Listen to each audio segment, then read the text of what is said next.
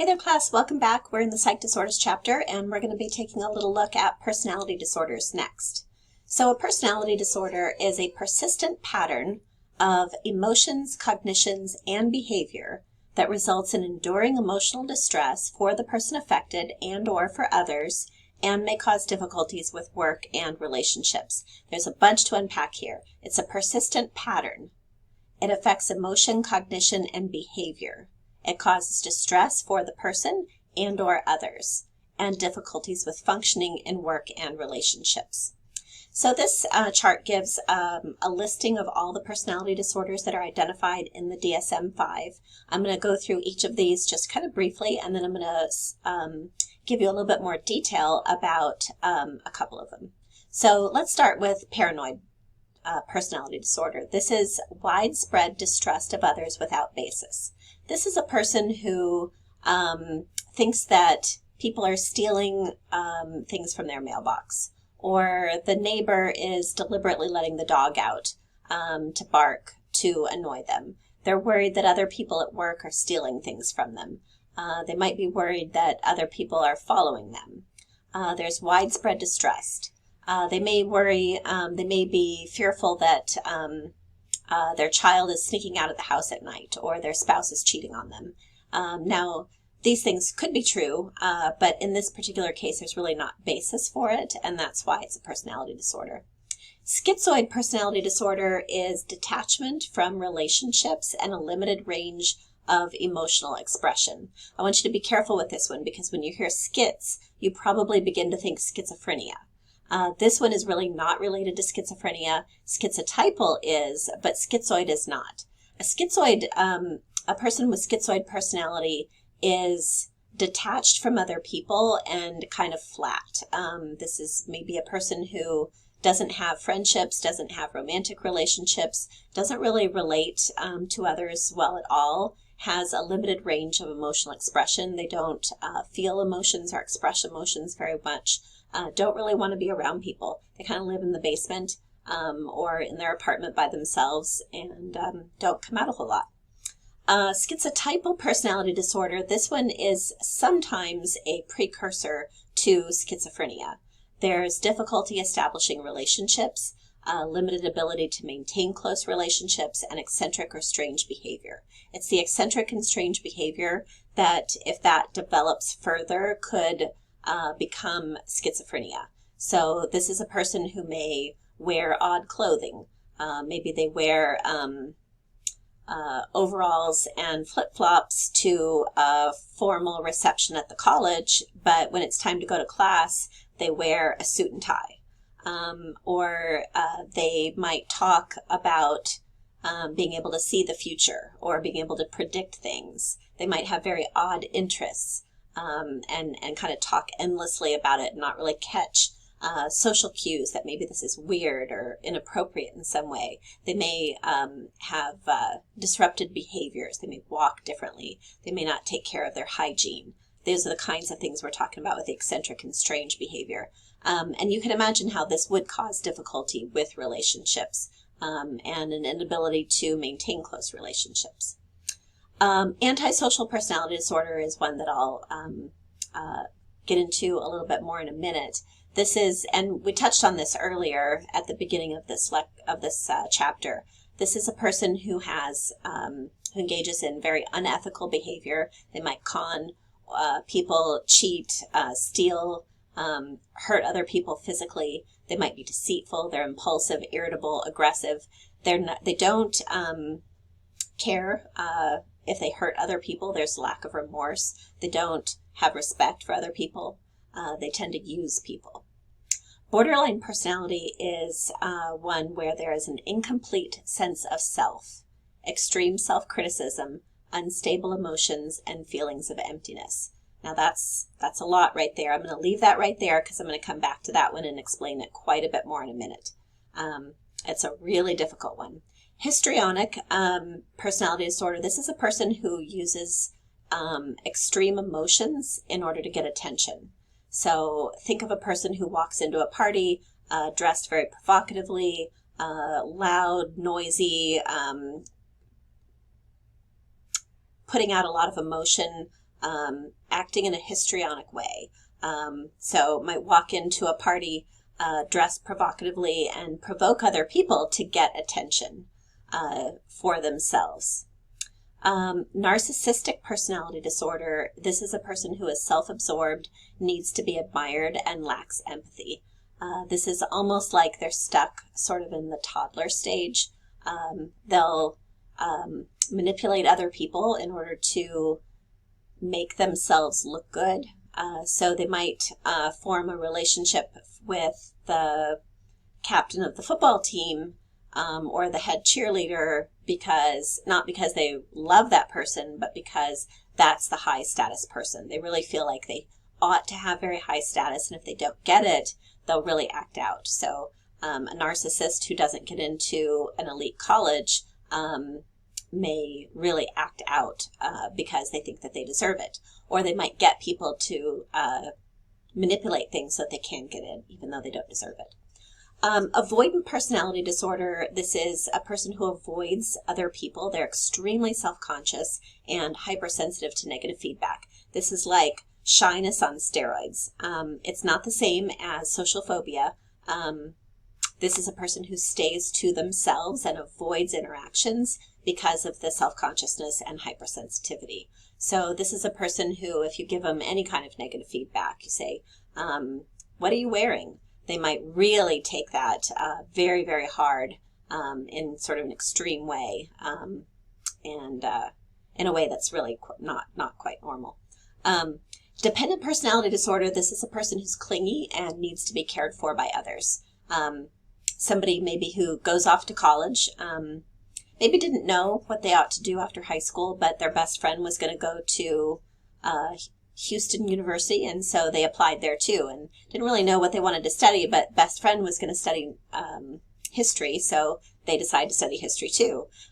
They decide to be roommates together, and then they go shopping for their bedding, and she doesn't know what she wants, and so she gets the same bedding as the other person, and then it's time to go out for the weekend, and she's clinging to her best friend and really needs to be kind of shepherded by this friend. This friend's probably not going to like this, and then she may abandon the dependent person, which may cause this person to go back home because they are a person who really needs to be taken care of. They don't really know how to navigate the world on their own. Finally, obsessive compulsive personality disorder. This is a little bit like low-level obsessive compulsive disorder, but not quite. This is the one where this is closer to what we mean when we say, oh, he's so OCD. These are people who are fixated on order and perfection and control.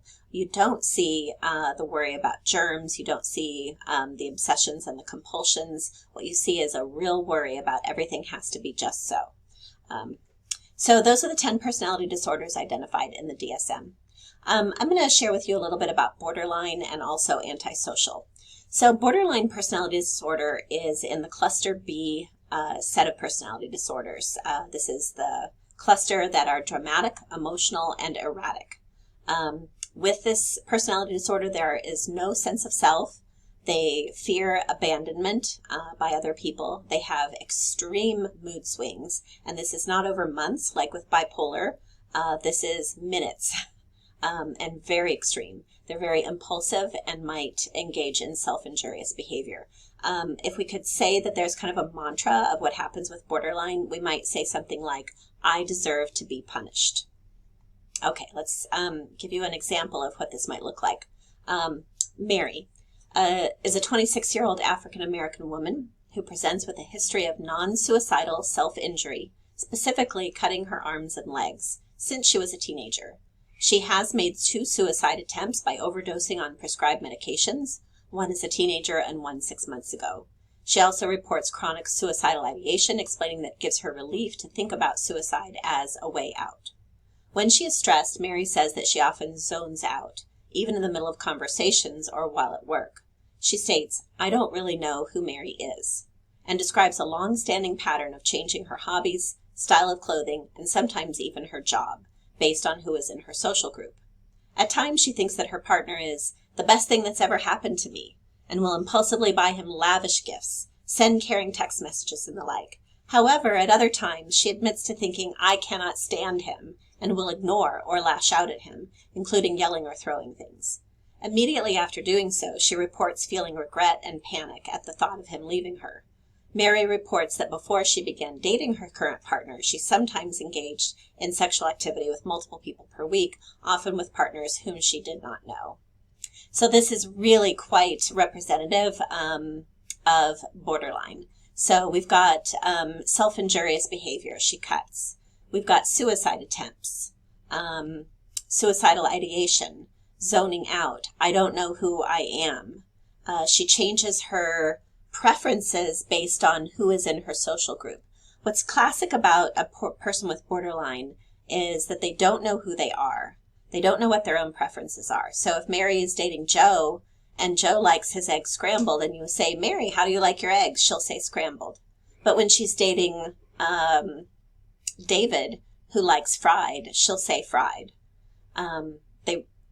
They really don't know what they want. And so they'll base their own personality on who they're with. This right here, he's the best thing ever, I can't stand him, is splitting. It's called black and white thinking. Everything is either all great and amazing or all terrible. She lashes out and yells and throws things. And then she's upset and panicky that he might leave her. This is sometimes referred to as I hate you, don't leave me behavior, where the person will act out but then be terrified of abandonment. And then engaging in sexual activity, very dangerous sexual activity is very common here as well. So this is the most serious and disabling of the personality disorders. 10% of people with borderline die by suicide. The only other condition, psychological disorder I can think of that's more dangerous is anorexia. About 15% of people with anorexia will die. There are frantic efforts to avoid real or imagined abandonment, a pattern of unstable and intense interpersonal relationships characterized by alternating between extremes of idealization and devaluation. He's the most amazing person I ever met. He's the worst person I ever met. Identity disturbance, markedly and persistently unstable self-image or sense of self. They really don't know who they are. Impulsivity in at least two areas that are potentially self-damaging. Spending money excessively, sex with strangers, substance abuse, reckless driving, binge eating, and then finally recurrent suicidal behavior, gestures or threats, or self-mutilating behavior. So what's going on here? What has caused this? There's a lot of factors. Remember our biopsychosocial model, there's probably a biological underpinning, there's probably psychological underpinnings, and there's probably environmental underpinnings as well. So first of all, there's probably a biological sensitivity to being more emotional, more impulsive, and maybe a biological predisposition to suicidal ideation because of low serotonin. There are cognitive factors, the black and white thinking or splitting that I referred to. So toddlers are very black and white. They love mom or they hate mom. Everybody is either all good or all bad. And narcissists and people with borderline don't really grow out of that and begin to see the nuance in people. And remember, we talked about this as one of the factors in depression. Black and white thinking is a cognitive distortion that's very prevalent in BPD and prevalent in depression. Early trauma is sometimes a factor, especially sexual or physical abuse or parental neglect. Now, if you meet somebody with BPD, don't assume that they have been abused, but it is a potential factor. And then finally, a difficult temperament, being impulsive, irritable, hypersensitive from babyhood. Some babies are born with a difficult temperament that makes it difficult to bond with mother because mother has a hard time understanding what the baby needs because the baby's very irritable and sensitive and has a difficult time waiting. If you're interested, there are things that you can do for a baby with a difficult temperament. What you don't want is for the parent to lash out at the baby because the baby's so difficult. The parent really needs to step up and try to help the baby with the irritability and the difficult temperament so that they don't grow up to have BPD or become a bully, for example. If you're interested in these ideas, I suggest that you check out Conscious Discipline.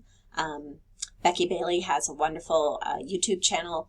You might take a look at how to make a bully from scratch. That's a video that I show in my lifespan class. And you can take my lifespan class if you like, because we talk about this quite a bit in that class. Okay, last cause, I think. Yeah. Last cause for BPD, and then we'll talk about antisocial. Marsha Linehan is a psychologist who has developed a treatment for BPD. It's called dialectical behavioral therapy. You don't need to know that, but just for your own information. The thing about Linehan is she developed this approach to helping people with BPD, and she was the only one who was ever able to do it.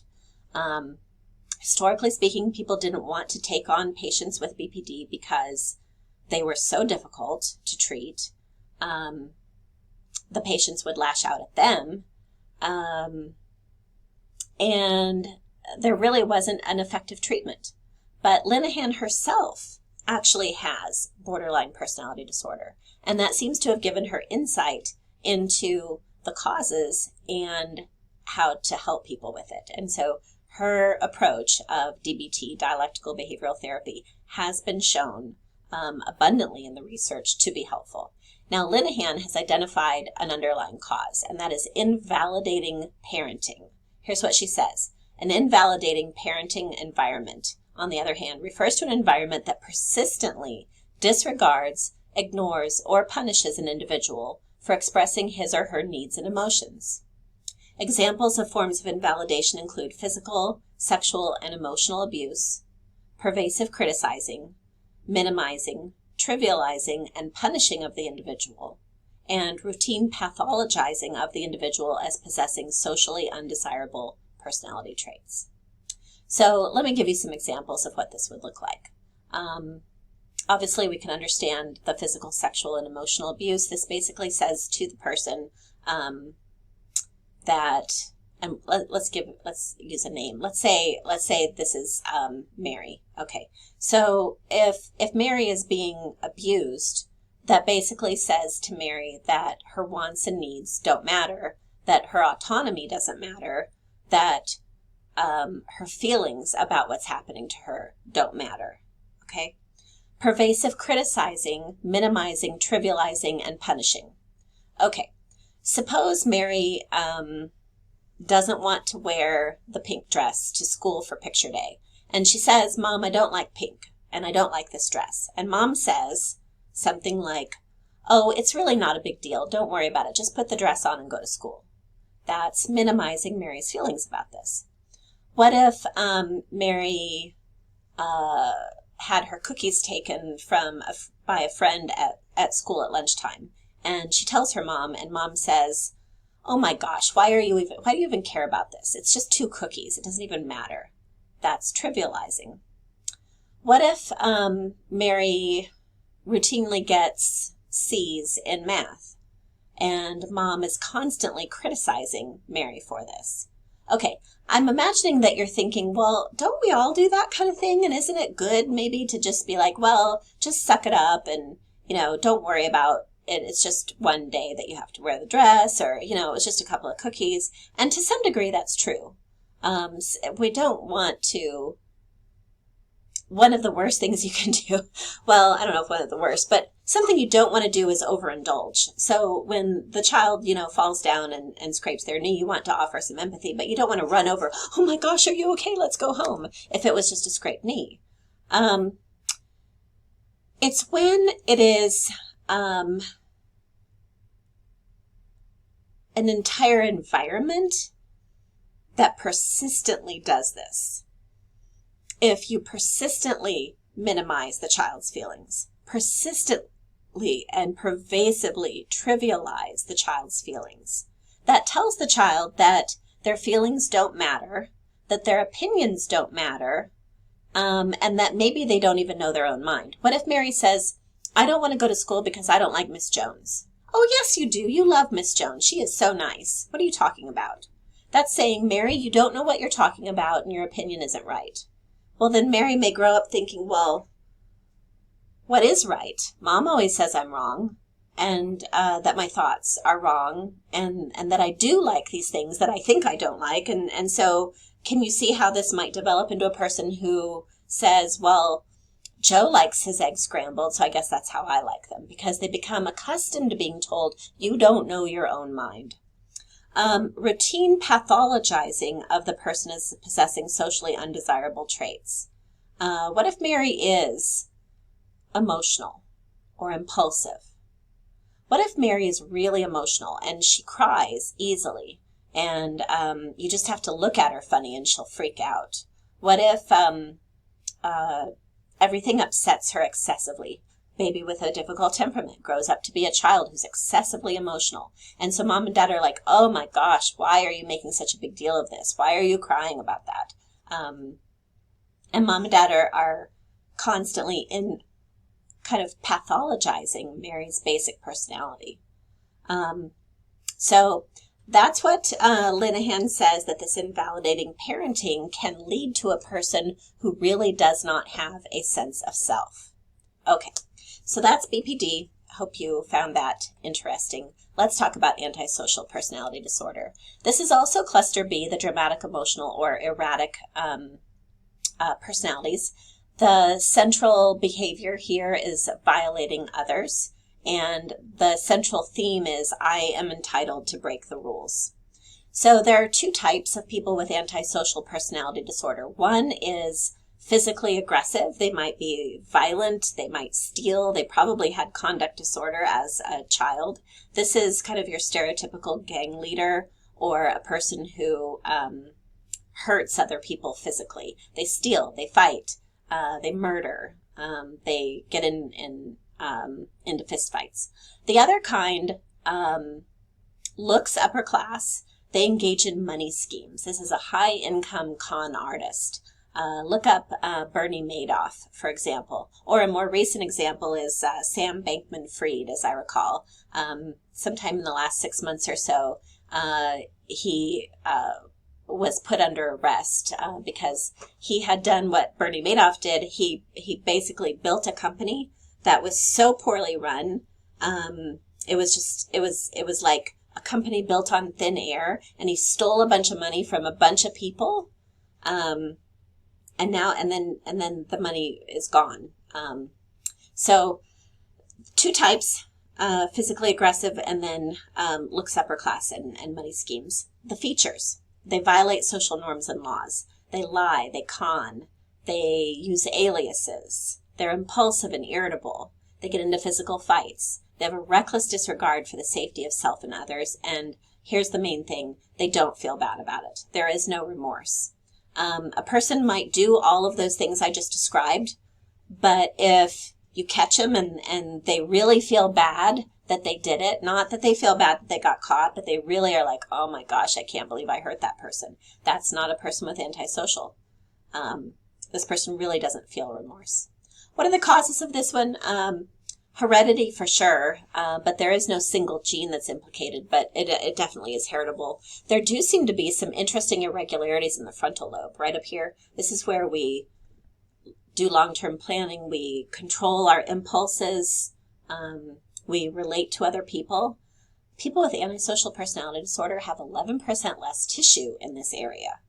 So something may be going on there. But definitely there seems to be a complex interaction of genes and environment. You probably have to inherit the predisposition, but also have a disturbed environment that's going to bring this out.